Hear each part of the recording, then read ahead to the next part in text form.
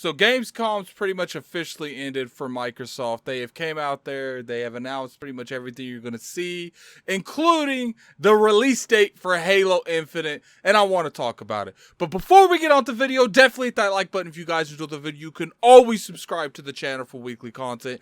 And don't forget to go there and follow me at Twitter at LordAddictIOP. Without any further ado, let's talk about Xbox at Gamescom.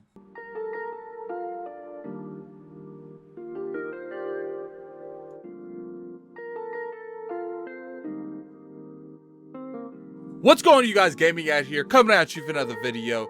For those of you that's been around for a while, you know one thing only in terms of Xbox. They go to a lot of events. They've always went to a decent amount of events throughout the years. The only event that they would periodically miss occasionally would be the Tokyo Game Show. And when I mean occasionally, they really didn't go to that too much. And if they did, it wasn't a huge presence at that show. So Gamescom 2021 is officially over, and they did have a few announcements. They had their own show, as well as they were at Jeff Keighley's show. And for those of you that don't know who this individual is, he's the one that hosts the Video Game Awards every year around December. So let's talk about their actual show that they live streamed a few days ago that I wanted to make a video about, but I didn't really have a whole lot of information to talk about. But I do want to briefly go over that show. It was an average show. I don't really think it was bad. I don't really think it was really good either.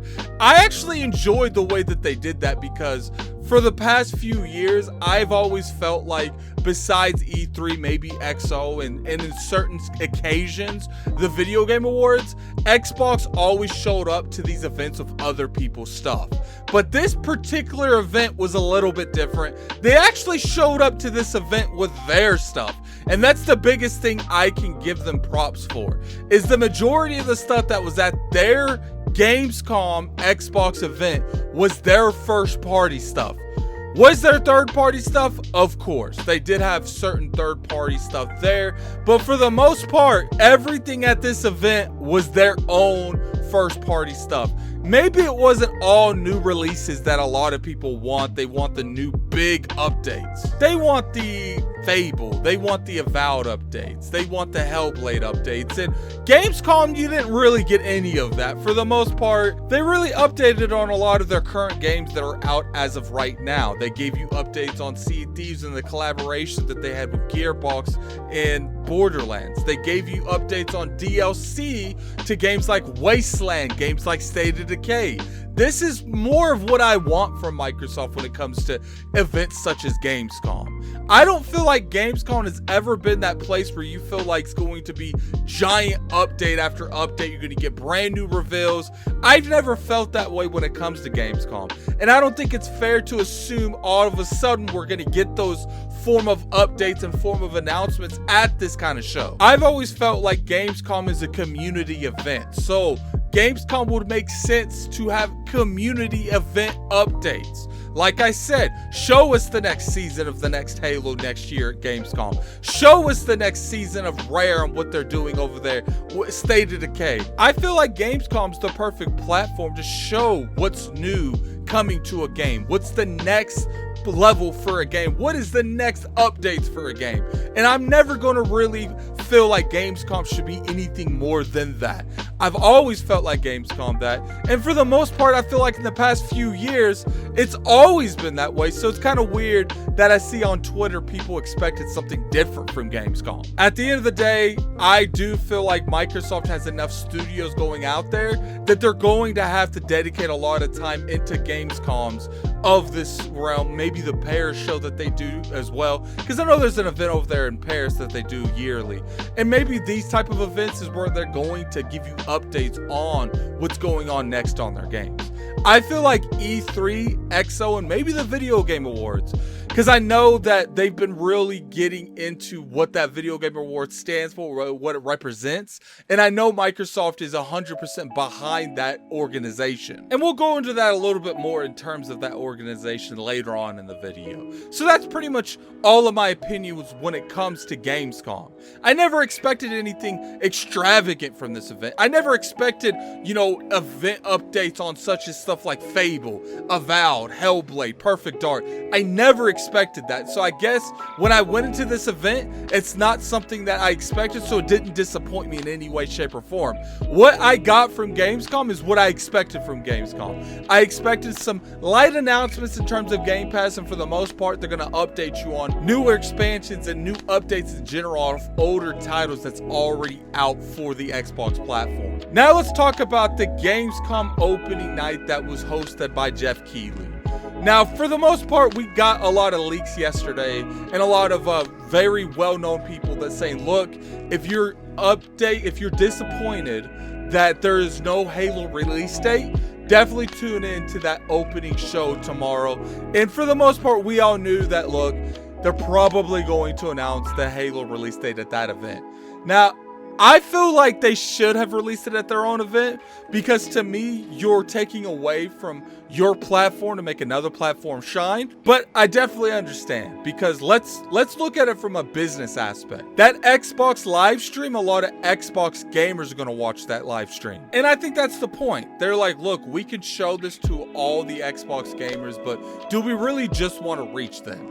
Because they know that a more variety of people and more people in general are going to watch Jeff Keighley's stream, because that is more of a multi-platform stream, not necessarily just one platform as an Xbox platform stream. So I think that's the reason they went with him. I don't agree with it. I feel like you need to build your own platform, Microsoft.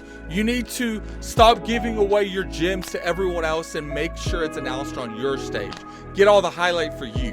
When people talk about all these announcements, and especially the Halo release date, they're going to talk about it being announced on Jeff Keighley's stage, when I feel like that's a missed opportunity where it could have been announced on your stage. Now, I'm not acting like I know anything about marketing, because I don't. I'm sure Aaron Greenberg and them over there know that in long term, it's better for the Halo brand and the Xbox brand in general to be announced on a bigger stage and not necessarily just an Xbox stage.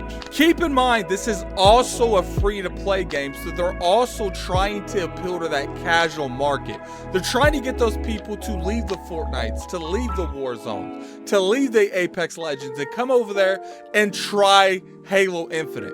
And what's the best way to do that? I'm glad you asked. It's to announce it on a stage where there's more than just Xbox gamers. So that's why I understand what they did, and I do feel like maybe they should start building their own platform instead of giving all of their stuff to Jeff Keighley.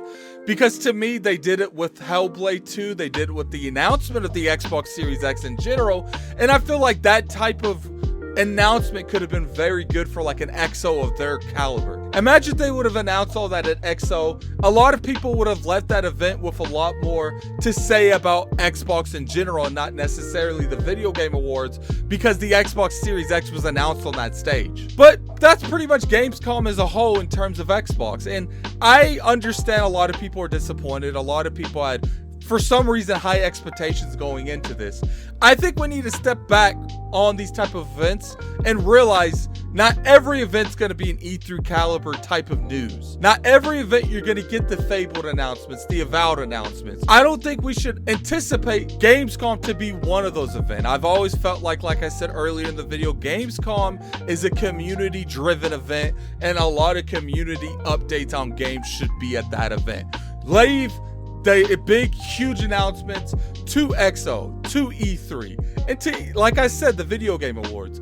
They're really behind that organization. I feel like Microsoft knows that's going to grow a lot in the future, and I feel like that's why they're trying to really help them out on the ground floor so they can be part of that platform when it sprouts in the future. And it's grown extremely well, the Video Game Awards has in the past couple years. So I only see that growing in the future going forward. But anyway, that's my opinions on Gamescom. I thought it was, Gamescom in general for Xbox was a solid event. It was nothing great, nothing, underwhelming, overwhelming. I thought it was just a solid time for Xbox to be an Xbox fan.